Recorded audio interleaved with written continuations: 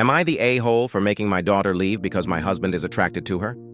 I, 55F, have been married to my husband and my daughter's stepdad, 63M, for 4 years.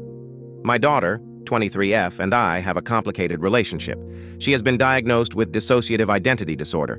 She has a lot of trauma from watching me and my ex-husband's horrible marriage go down, and she was also bullied in school. When she told me she was being bullied by peers, my view that all children are innocents really tied my hands because I told her that if I said anything to them, I would be an adult harassing a child. She has blamed me for that ever since. She still throws the fact that a school clinic volunteer told her that if she was their kid, she'd have permission to punch back if administrators didn't do anything.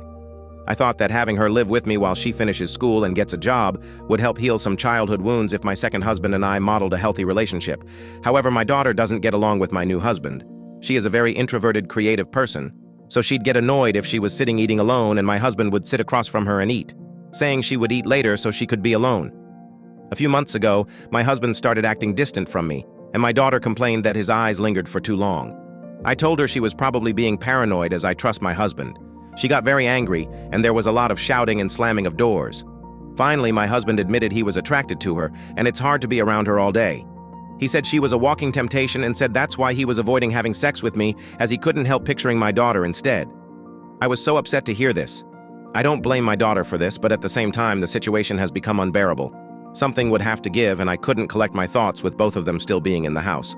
So I gave my daughter money to stay at an extended stay hotel and asked her to utilize her college's emergency financial and housing resources they have for students in need. She responded by storming out and telling my ex-husband, who is now using social media to paint me as the villain of all villains. I'm not abandoning my daughter. She qualifies for those resources anyway since my ex is unemployed and we are in substantial debt. I just need time to process the situation and don't want to leave my house to stay with my daughter when I have a marriage to figure out whether or not to save. Am I the a-hole?